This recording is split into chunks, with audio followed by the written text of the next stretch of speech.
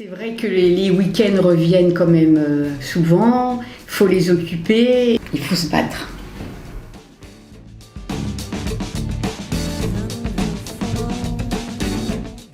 Lorsqu'on est parent d'un enfant en situation de handicap, on est à la fois parent mais aussi aidant.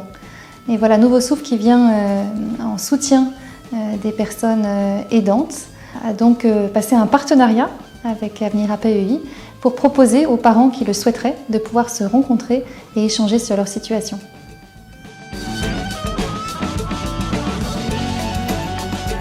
Chaque fois, on prend 3 temps quand on se penche sur la situation d'un parent aidant.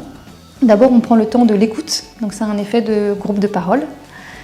Ça fait du bien de pouvoir déposer ce qu'on vit dans un cadre neutre et bienveillant. Il y a un deuxième temps qui est un temps de questionnement, donc qui permet d'aider la personne à prendre du recul. Elle repart avec une liste de questions un peu de fond adaptées à sa situation. Et souvent les aidants disent que c'est très précieux, ça les aide à se poser des bonnes questions. Et puis le troisième temps, c'est un temps de conseils et suggestions pratiques. L'objectif, c'est que ces ateliers puissent apporter des réponses très concrètes aux difficultés qui peuvent être vécues. Alors bien sûr, parfois on ne peut pas tout solutionner, il y a des choses qui sont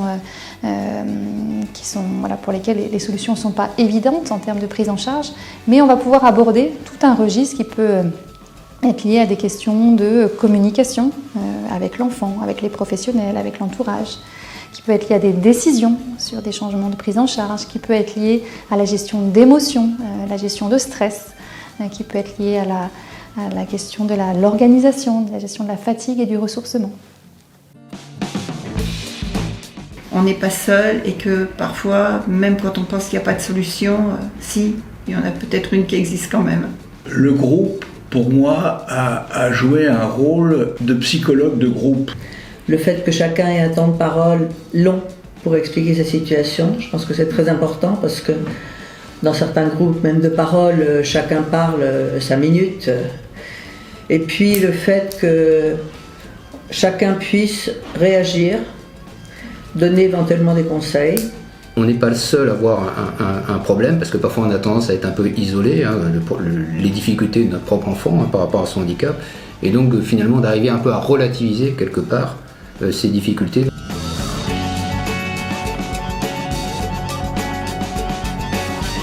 D'être toujours avec d'autres, de jamais, seul ou en couple, s'isoler. Un aidant sur 2 se dit épuisé. Un aidant sur 2 se dit isolé ou démuni. Donc n'attendez pas avant d'aller chercher du soutien. Vous avez beaucoup à apprendre d'autres parents et vous avez sûrement aussi beaucoup à leur apporter.